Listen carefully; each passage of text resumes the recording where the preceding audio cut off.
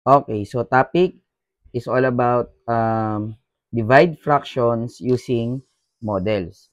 So, merong hinandang tatlong example na makakatulong sa inyo paano mag-divide ng fractions gamit ang mga model. Okay. So, unang example natin ay 2/3 divided by 4/5. So, yung dalawang rectangle na yan, dyan natin ire-represent yung 2/3 at 4/5 dito sa kabila. Pero ang pinagkaiba, si 2/3, ang hati natin ay patayo at si 4/5 naman paiga. Okay? So, umpisa natin sa 2/3. So, 2/3, meron tayong 3 na denominator. So, ibig sabihin ng denominator, hatiin natin yung isang buo ng tatlo. Okay? Kung tatlo natin siya hatiin, maguguhit lang tayo ng dalawang line. 1, 2. Okay lang kahit hindi pantay-pantay. Then, mark natin. Yung numerator dito sa taas, yan yung magsasabi kung ilan yung isi-shade natin na part. So, shade natin. Hindi kailangan na yung shade na shade. Basta mahalaga lang matakpan natin ito. Okay, so yan. 2/3 na yan. Kaya siya naging 2/3 kasi hinati sa tatlo. Ayun. At meron tayong dalawang part na shinadan. Dito naman sa kabila. Okay. Dito sa kabila, hatiin naman natin siya sa 5. Pero, paiga. So, para mahati natin siya sa 5, maguguhit lang tayo ng 4 na line. Laging minus 1. 1, 2, 3, 4. So, kung mapapansin niyo, sakto siya. 1, 2, 3, 4, 5. Nahati na natin siya sa 5. Okay? Ngayon, ang tanong, ilan yung isi-shade natin? Nakalagay doon 4. So, mag-shade tayo ng 4. Yan. Pwede palagyan itong shade. Isang buo. Okay. Ngayon, hindi pa yan. Yan pa lang yung first step natin. Ano yung pangalawang step? Itong model letter A at letter B, hahatiin natin ito sa 5. Itong part na to, itong letter A. Una, hinati natin sa 3 ng patayo. Ngayon naman, hatiin naman natin siya ng 5 ng paiga. Okay. So, parang itutulad lang natin dito sa letter B. Ayan. 1, 2, 3, 4. Ayan. Iba-ibang kulay, no? Kasi nandun na tayo sa third step or next step. Then next, itong letter B, dahil nahati na natin siya ng 5 ng paiga, hatiin naman natin siya ng 3 patayo. So, 1, 2, guhit lang tayo ng dalawang line. Ngayon, dito na tayo papasok sa sagot. Okay? Paano magsagot? So, dito, bibilangin natin. Mag-umpisa muna tayo sa letter B. Sa letter B, bilang tayo. Lahat ng square ha. 1, 2, 3, 4, 5, 6, 7, 8, 9, 10, 11, 12. So, meron tayong denominator na 12. Kuha? O, siguro naman alam nyo na kung paano makuha yung numerator. So, dito na naman tayo sa kabila. Ang numerator ay kukunin natin sa letter A. So, maglagay tayo. Dito yung numerator, dito yung denominator. So, ibig sabihin, 12 daw yung isang buo. So, lagay natin dito. Bilang tayo. 1, 2, 3, 4, 5, 6, 7, 8, 9, 10. So, yung bibilangin lang natin dito ay yung shaded part. So, meron tayong 10 parts na shaded. So, lagay natin dito 10. Then, i-simplify natin. Kasi, meron pa silang common factor. Ang 10 over 12 ay divisible sa 2. So, 10 divided by 2 is 5. And 12 divided by 2 is 6. So, 5/6 ang sagot. Okay? So, ganun lang. Paki-post at paki-replay para ulit-ulitin yung panonood sa letter A. So, dito na tayo sa letter B. Sa letter B, ganun ulit yung gagawin natin. Okay? So, itong 5, dito siya sa letter A, which is yan yung ating magiging numerator. Okay? Magiging numerator siya. At yung letter B, yan yung ating magiging denominator mamaya. So, kung 5 ito, hatiin natin ng patayo yung letter A. So, maguguhit lang tayo ng 4. So, 1, 2, 3, 4. Okay lang po kahit na hindi pantay-pantay. Ang mahalaga ay mahati natin sa 5 at magkaroon tayo ng shading na 3. So, shade natin ito. Ayun. Yan. 3 ang isi-shade natin. Okay? So, yan na yung 3/5 sa letter A. Then, yung 1/4 naman, hatiin naman natin ito sa 4.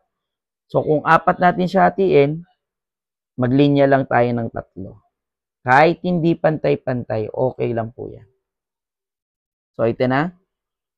Shade tayo ng isa kasi nakalagay 1/4. Isang part lang daw yung nakashade. So, tapos na tayo sa first step. Na-represent na natin yung 3/5.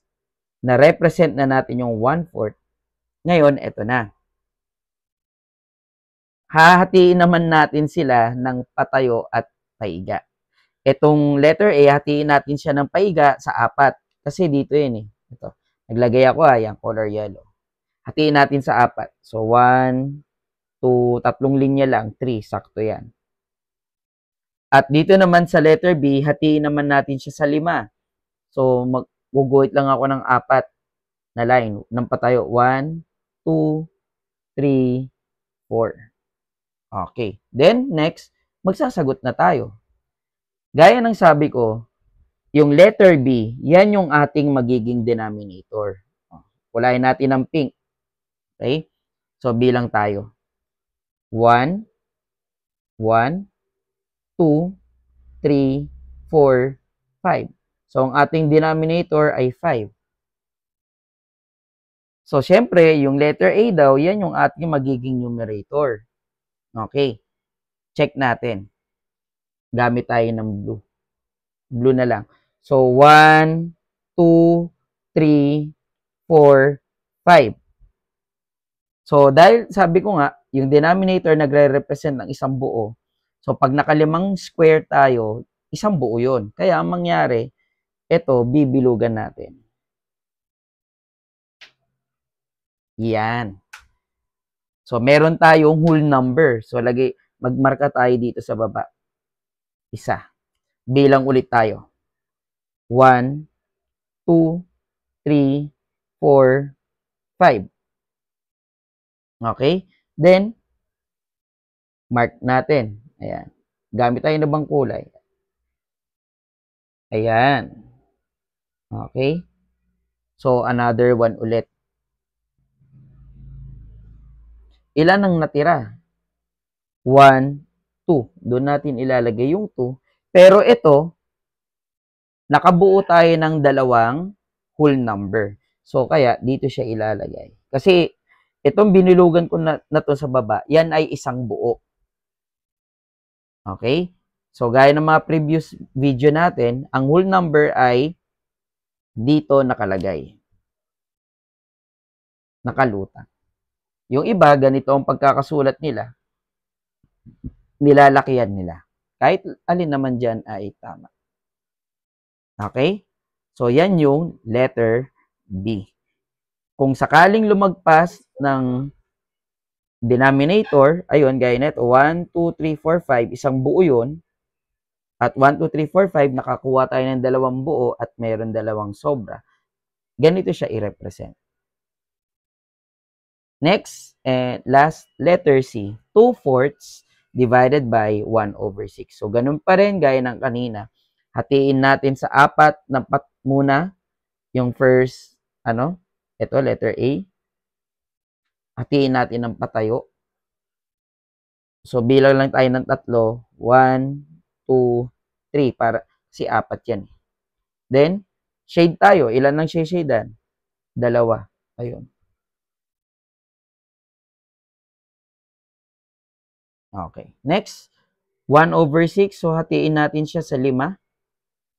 Sa 6, pero magguguhit tayo ng 5 linya paiga. Kahit hindi pantay-pantay yan, okay lang. So, 1, 2, 3, 4, 5. At again, ilan ang isi-shade natin? Meron tayong 1. So, ayun. Then next, hahatiin naman natin sila ng ka-opposite nila. So, kung ito ay patayo, hatiin naman natin siya ng paiga gamit ito na 6. So, hatiin natin siya sa 6. So, 1, 2, 3, 4, 5. Ayan. Pansin nyo, hindi pantay-pantay, di ba? Check muna natin ito kung tama. 1, 2, 3, 4, 5, 6. 1, 2, 3, 4, 5, 6. Okay. Next, yung kabila rin naman, hatiin natin siya sa 4, pero patayo. So, 1, 2, 3. Ngayon, dito na tayo magsasagot. Okay? So, 1, 2, 3, 4. 4 yung ating denominator. Okay?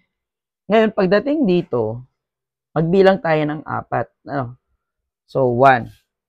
Ayan na, zoom natin. 1, 2, 3, 4. Isang buo. Diba? Isang buo. Ayan, naka-drawing tayo ng isang buo. Marka tayo. Isa. Then next. Okay. Next natin. 1, 2, 3, 4. Pangalawang buo na ito. Dalawang buo na. Okay. So, marka ka ulit. Next.